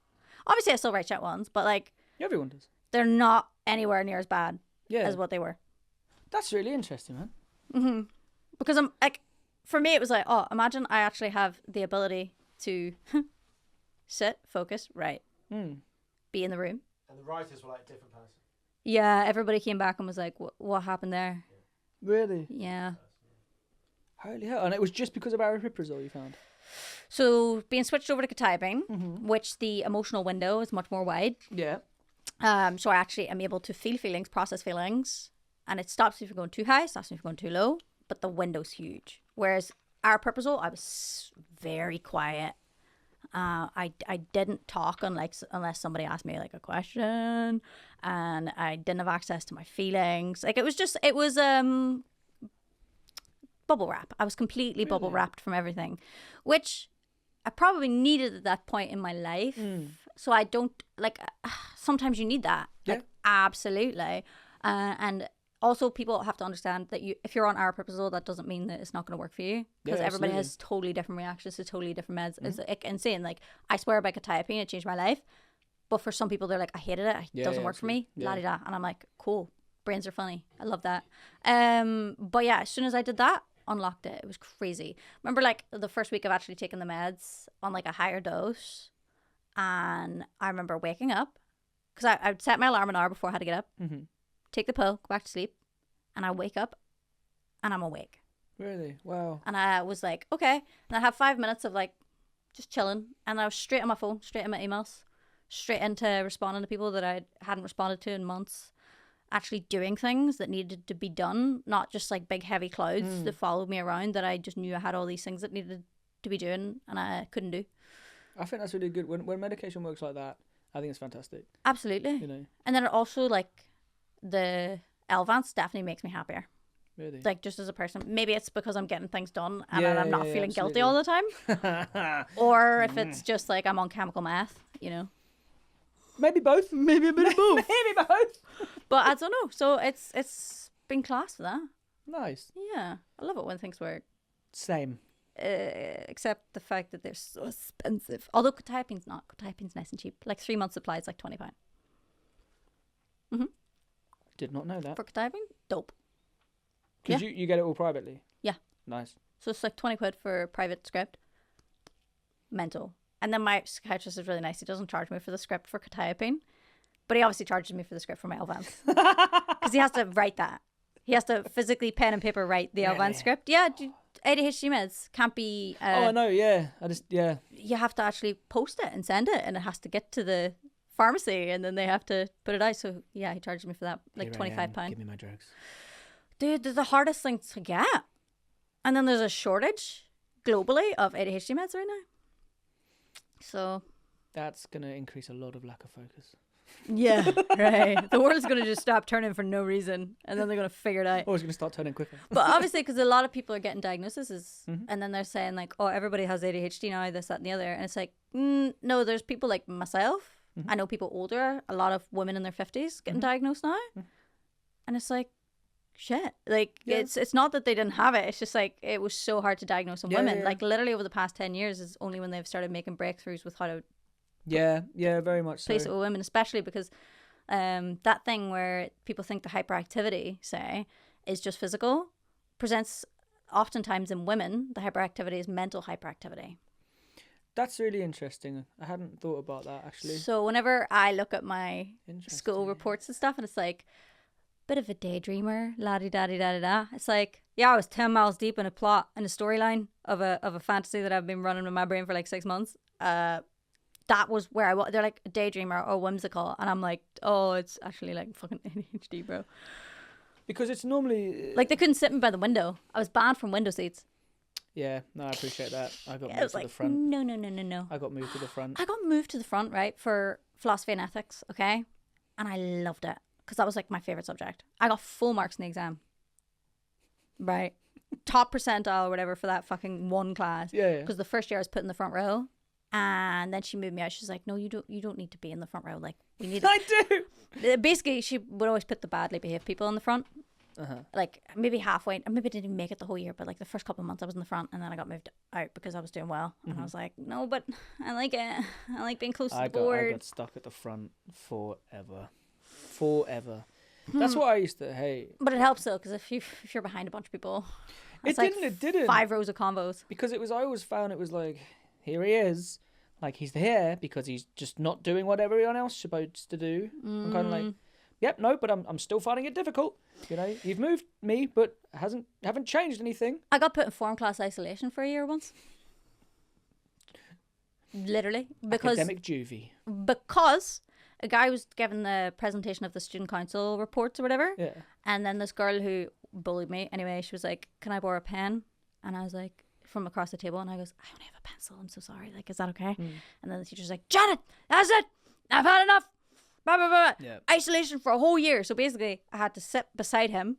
I had a little desk beside his desk, back against the whole class, in form class, for a whole year. And you know what? It was fucking sick, bro. I was bullied so heavily anyway. Okay. So being away from those bitches, best thing that could have happened. Also, it meant I got to go on little adventures, like a little hobbit. I was like, because he'd be like, can you go get this printed? Can you go copy this? Can you go do this? And I'm like, an adventure. Whee! It was sick. Print. I loved it. I got trusted with so much stuff. It was the best. So the worst case scenario turned out to be the best case scenario. I mean, that teacher became buffles. Okay, that's fine. I don't know. I just think someone once described it as kind of like moral injustices or moral injuries that occur to people who have neurodiversity or whatever when they're younger. Just the things that people are expected to do rather than the things that you can actually do. Like, I know that, you know, I went back to uni later and I would never been able to do like particularly the masters that I did when I was 21. Yeah, I wouldn't have been able to do that. Absolutely. But now I'm kind of like, actually, I can do those things. I can, because I've learned the tools, the skills, the coping mechanisms, all the things that work. Yeah. That's the perfect analogy of it. Yeah, because know? it's like when you don't have that understanding and education of how you work and how you work best, you're pissing money against the wall. Like, it's not like the amount of people as well that have to go to therapy after taking ADHD meds for the first time, because for their whole life, like, you know the struggle, like, you can't focus, you can't do this, you can't do that, you've lost jobs, you've lost opportunities, you've blah, blah, blah, blah, blah, your whole life. And say you get to 30 and you get prescribed this pill and you take the pill and you unlock that part of your brain that's like, I can do things, I can achieve things, I can focus, blah, blah, blah. They grieve the 30 years that they lost. Yeah, it's like, time you don't get back. Time you don't get back. Obviously, it's like still a positive because you can, you know, go and apply yourself then and all that kind of stuff. But they're like sad at the pain that they put themselves through in the sense of like just being so hard on themselves for their whole life. That's fair. I hadn't thought about it that way. I think sometimes I can, you know, I sometimes get in conversations with people about ADHD, but forgetting that actually those things can occur. You know, my diagnosis, even though it was late, it made sense to me, and then I was kind of like, oh yeah, well, whatever, here we go. Yeah, you know, and just off I went, carried on just being myself. But you cope with it really well. I think like mostly, probably not all the time. Like, it's impossible to always cope. Yeah, but it's like, you know, the fact that you've gone away and you've got all these degrees and all these qualifications and even, right, I say it so simply, the ability to write a song with ADHD, bro. What do you mean you finished it? Yeah. Oh no. Yeah, I appreciate that one. Talk to the 600 voice notes on my phone that I started and are not done. Yeah, voice notes, just bloody normal notes, videos. That's why I like co-writes. Yeah. Yeah. Babysitter. Yeah, that's fair. Like you're gonna lock me in a room for a whole day with the main goal to get a song done. Get a song done. Yeah. Yeah, dude. I think there's always a lot of pressure to get it done as well. I remember being on a write and it was, and it didn't. We came up with something, but it just wasn't. We didn't finish it, and I was like, actually, do you know what? Okay, fine. And I know the idea is to get it done. Yeah. But sometimes if you get something done, you really, really push it. It's just a bit crap. Yeah, I don't believe in pushing it at all. But like, I will always set the goal and keep everybody on track to finish the song. Yeah, yeah, absolutely. And I do tell them, I'm like, if we don't finish it, it's never getting done. Yeah. It can go on my to-do list, but it's never going to get done. I do. I've done co-writes, but I do less. I think I don't know. I think it was when going over to Canada, I kind of took control of my own career a lot more. And actually, all the money I have to put in is my own money, but all the money I make is also now my Your own money, money. and I can choose to, when I go and the things I do over there. But it's, I do like co-writing, but it's I don't know. I think Canada very much changed my perception of what my career could be, because I got miserable with music. Because I fell out of love with it. But then you have to. I think sometimes you have to do that. You have to be at the quitting point. Yes. To then appreciate what you got. Oh, absolutely. Because I had to quit for 3 days to be like, oh no, I actually am in music for the right reasons. Yeah. I had a mental illness episode, and then I convinced myself that I was only in music because it's the one thing people told me I was good at, and that's all I was known for, and that's all I could do. And I was like, what if I don't want to do it? Blah, blah, blah, blah, blah, blah, blah. And then quit. And then literally like within a day later, I was like, oh, so then if I move home, that guy plays the guitar. We could start a band with him. I heard they're looking for a vocalist, actually, those ones up the road. I was like, babes, you're not fucking quitting music. Yeah. So, come on. I think it was confirmed for me. Like, I don't know, Canada completely changed it for me, because actually, I've always said if it falls on its arse, it falls on its arse. But I've had a great time. But it was when I couldn't do shows because of the pandemic, when I couldn't go anywhere. Yeah. It was 36 months that I didn't do a show for. And I was miserable, utterly miserable. And it's actually trying to convey that to people when they're like, why don't you get a proper job? Why don't you get this? And I'm like, actually, I really find it difficult. I was so miserable, at the worst point of, one of the worst points of my life. I went and worked with people at the worst point of theirs, and I found that very difficult, not from helping people, that gave me purpose, but actually being, seeing other people being able to do shows, because, like, for example, some of my friends in Canada were able to, because they didn't have it wasn't where they were, it wasn't as severe, particularly in the UK. And they, I just watching that, I found hard. I remember one of, like, James, my comedian mate, I remember, and I've said this to him, he was doing a show that we were supposed to be together on. Full mom. Yeah, and I wasn't there, and I was standing in a hospital, and I was kind of like, what's happened with my life? What's happened? This is not what I want. Yeah. And I love psychology, I love neuroscience, I love helping people, I really do. But music is always the first and foremost for me. I absolutely adore it. Yeah. There's nothing like playing a live show. There's no comparison to it. And I just, Canada's kind of given me that very much purpose. I'd love to move there. I hopefully one day will, and be able to do psychology and also be able to do music. You ever thought about musical psychology? Like music therapy, I have, but I wanted... Seems like something for, like, when you're older. Yeah, I nearly did. I looked at doing a master's in music therapy, but I kind of didn't feel that I'd have as much knowledge as I wanted to be able to do that, and I didn't have that at the time. So hence why I did a psychology degree. But I kind of fell in love with the neuro stuff, so I went and did more neuro. Yeah, like the little kids. Yeah, and equally, I think you're like the perfect person to work with kids as well. Oh mate, I love when kind of kids present. I don't want a kid to feel upset or distressed or traumatized or anything like that. But I can imagine you step into the clown doctor role very well. I love it. They make me laugh so much. I mean, some of it is really upsetting. Oh, of course. And a couple of them have, even when it's just like, it won't necessarily be. A lot of kids don't present face to face in that crisis sense, but you get quite a lot of calls from parents. And there's a couple that will definitely always stick with me, and I'm quite good at switching things off, but I'm like one does stick with me, and I'm like, because there was lives in nothing you your could heart. do. There was nothing you could really do because it wasn't a mental health thing, but it was just a situation that was just sucked for her, you know. And then you sit back and you're like, you just kind of want to. I just want to give you a hug, sweetheart. I just, Yeah. you know. But, God, I can't even imagine. Like, I can't, like, because I was gonna go into being a therapist. I had like loads of things that I wanted to do in the sense of like I was gonna keep doing the horse riding, obviously, because I was a show jumper. Wee. So part of me was gonna just keep doing the show jumping, see how far I could get with that. Yeah. And then if that was still going well, I was like, oh, maybe I'll go into like stunt riding or something. Yeah. Because I was like, I don't care. Throw me through a fucking fiery loop. I'm grand. Yeah, I'll do that. So I was. See you doing that. That was kind of like I'm gonna. I think either at some point this year do a stunt riding course. Nice. For shits and gigs, bruh. Because it's like, why not? Become a qualified stunt rider? I'm always Why not? for people doing things like Yeah. doing more things, doing more skills, getting. Well, I think this year I wrote a whole list of like hobbies and like things to just do and try. Like I've ticked one off the list, which was build a Lego.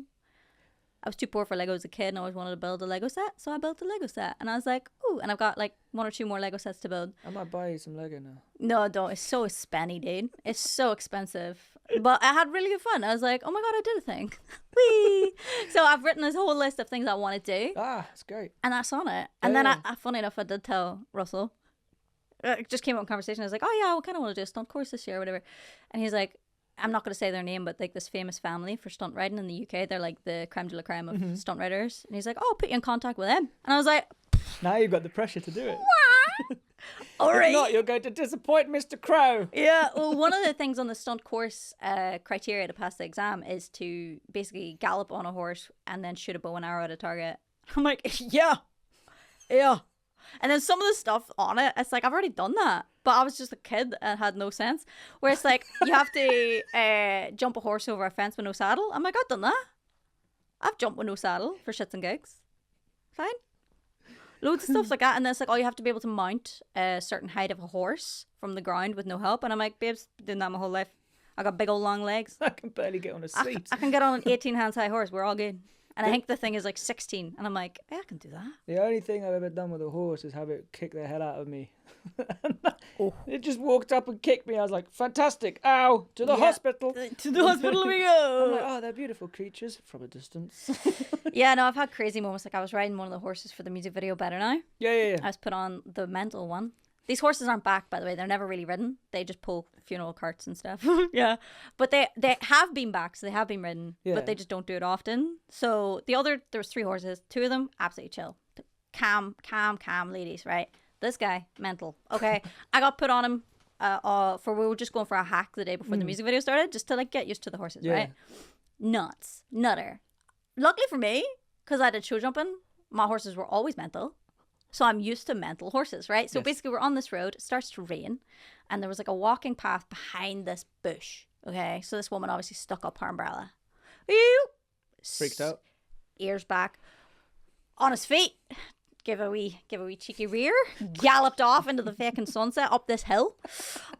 Luckily that's where we were going anyway. It was pretty clear that we had to go up this hill. I'll see you soon. So for about 5 minutes, he's going full blow up this hill. He's like spooked to the nines.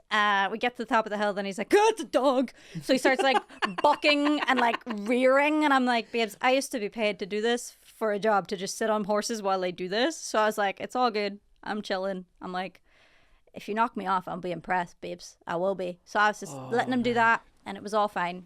There was a big issue after, but I'm not going to get into it because I get somebody else in trouble. But he calmed down. But when I got to the top of the hill, and then he got over the fact there was a dog, because he's been a big baby. But bear in mind, this is like a 17 hands high horse. This is a big boy, right? And they're cart pulling horses. They are heavy. They got big, heavy feet. So if you get kicked by one of them, like that's my fear, was obviously if I fall over and he kicks absolutely. me. So I was like, oh, well, if it happens, it happens. Got a helmet on. But eventually he calmed down and I got off him because I was like, do you know what? I'm not going to put you through the torture of walking home with umbrellas. Or the umbrella. I've always wanted to ride a horse, but I've never had really the opportunity. Oh, And they then just I'm like kind of like, there's so many of these pony tracking things, and people who are scared of horses, I have to tell them, right? Those are the automatic cars of horses. Okay, stop and go, stop and go. They put them in a line. They're trained to follow the horse in front. yeah. That's what they do. You're not gonna get in trouble. That's why they allow you to canter on beaches and stuff, gallop on beaches, because like those horses, they can't get more docile than that. I think I might start with like a tiny horse. I'm not that heavy, and I'm quite small. You can, yeah, I could put you on a pony. Here we go. To this day, because there's a difference between horses and ponies, the height, right? Yeah. I love ponies. If somebody's like, do you want this big elegant beast or this tiny little pocket rocket? I'm like, pocket rocket. I want it. I love, because they're mental, and it's like if I fall off, it's like I'm what, 5 foot off the ground. They just sprint off, don't they? Yeah. Right. Yeah. I'm like, that's chill. I don't mind. Because that's how I used to ride for other people, was because they would have a pony, and I didn't grow tall until I was like 15. I didn't. So I was about like 5 foot and really scrawny, right? Maybe 5'2". And I'd get on these like little girls' horses where they're like, Daddy, my pony's broken. Do that again. More money than sense. Do that again. Daddy, my pony's broken. Yeah. That is disturbing. So then basically it was like, Janet, here. Because the horses are the ones that are registered to jump. It's not the rider. So basically she's throwing a tantrum and she's like, I don't want to ride the horse. And I'm like, oh, Jesus Christ. So then Daddy comes over to me and he's like, hey, I'll give you X amount of money if you just get on and jump that course. And I'm like, yep, cool. That's all. Yeah. Got a wee gig a few times doing that. That's what I was kind of, I would go to these competitions, and because I was, I was competent enough a rider and I was small enough, but like, 5 years deep into riding. So it's like, okay, cool. It's a whole different world than I knew. Yeah. Like, just jumping their horses. And their horses are like 10 grand horses, and I'm sat there on like a cheap mental nutter. Like, my own horse is absolutely crazy. hello. So they're giving me this little stop and go that sometimes has a wee buck. I'm like, wee. Mate. Yeah. That's the closest thing to a job I ever had. I think the closest thing I've ever had to a job is literally the mental health stuff. And oh, no, actually. Come on. Have you ever had a job? No, I was actually Obviously, you've had say, the mental health stuff, but... There was a time when Busboy? they brought tiny little horses onto the ward. Shut up. And I've just remembered that. Shut up. I didn't understand it, and I wasn't present for it. Horse therapy, equine therapy. Yeah, but which is also bollocks, by the way. I did that in rehab. It fucking sucked. but it was in an acute ward. Sick. And I don't know how that translates. Well, equine therapy in itself is so dog shit, right? Because like I remember one of the exercises we had to do was go into the stall, brush the horse down. Got into the stall, went to brush the horse. He clearly didn't want to be. He was fine with other people. This horse didn't fucking want to be brushed by me. And I was like, I'm fine with horses. I was like, dude, nah. And I walked out, and then Aoife was like, therapist Eva. She wasn't even a fully anyway. She goes, Janet, no, why did you stop brushing the horse? And I goes, well, he didn't really seem to want it, like blah blah blah blah. And she's like, so does that mean like if somebody doesn't outwardly show that they like love or care for you or whatever, blah, blah, that you don't want to put the effort in to like make that bond or something? I was like, yeah, they don't like me, I'm gone. Yeah, what do you mean? The horse wasn't consenting anymore. Yeah, the horse didn't want me. Yeah. I left. She just was trying to overanalyze it. I was like, babes, I just don't want it. I hate that stuff, though. I hate that stuff. It was so bollocks, though. It was so bollocks because we had to set up this course. Basically, you were given an animal. It was like a horse or a donkey. We got a donkey. Fuck my life. Anyway, we got this donkey. We set up this obstacle course in the arena. And they goes, right, lead your animal around. So I started leading the donkey. Donkey stops halfway. Just wouldn't move. Wouldn't budge. And I tried, obviously, all the tactics that I know to make animals move. Wasn't doing it. And she goes, okay, Janet, now, what's just happened? And I was like, well, we got halfway through and he stopped. The donkey is broken. And she's like, what do you think that reflects to your... Because this whole thing was supposed to be a metaphor for your sobriety journey. She'd be like, he's missing Shrek. Yeah, and I just went, just buying into the bullshit just so I could just leave. I was like, so the donkey's quite like me, okay? So I was sober for 3 years and I was like halfway, say, on my recovery journey, and then I stopped.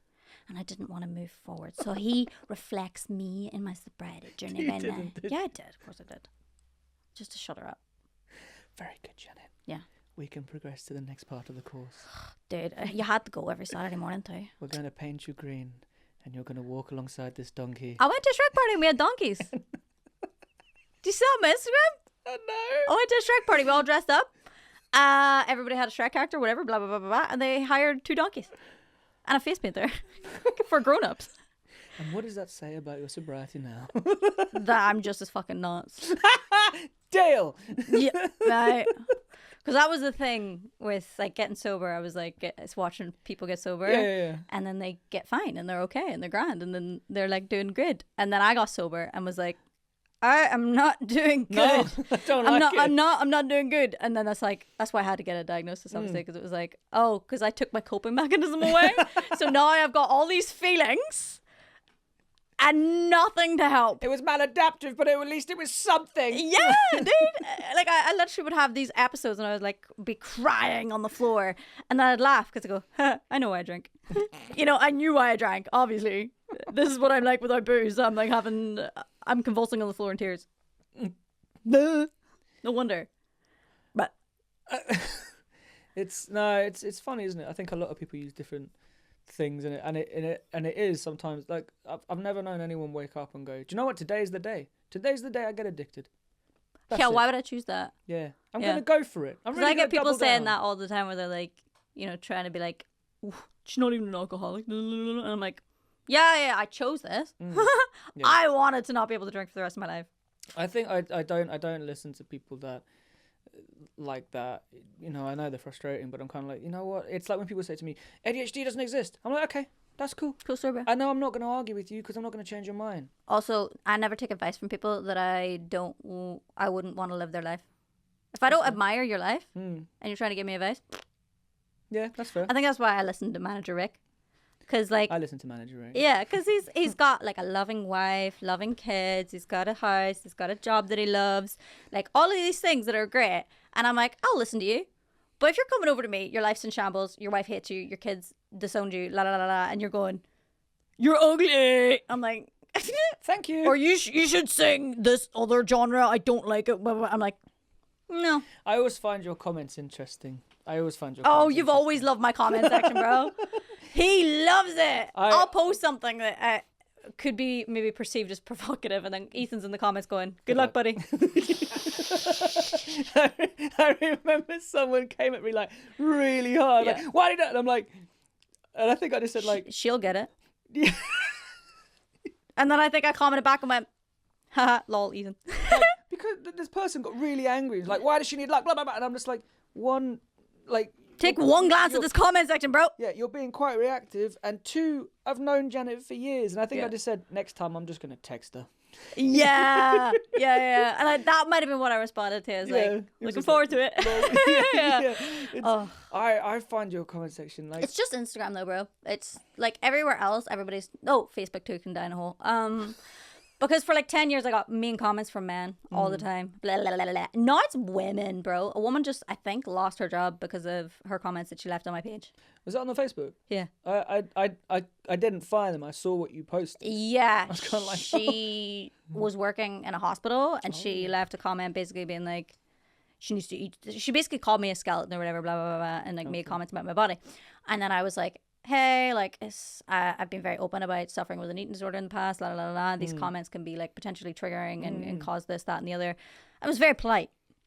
And then she just doubled down, bro. She doubled down and she's like, if you're choosing to get triggered by what I said, then that's your fault. I don't live it. And went off on this whole batshit crazy rant. And I was like, all right. And I just dug into her. Then I was like, all right, you want to be a dick? Yeah. And I think I called her a whispering fanny fart of a human. I was like, if you want to be a What an whispering fanny fart of a human, that's fine. I'm not triggered by what you say. I'm just saying this so you don't say this to anybody else who's ever suffered with this, because Yeah. it can have actual grave consequences. And explained the whole thing. And then, yeah, just was like, have the day you deserve. People took that, found her job through her Facebook, because she's a dumb bitch. Obviously, she has her fucking job on her Facebook. So they contacted her, sent the screenshots into her work. If she had have just been like, hey, you know what? Yeah, I get that. I'd have been like, call off the dogs. Yeah. But because she doubled down and was such a dick, and then she was being a dick to everybody in the comments who were just trying to be nice and educate her.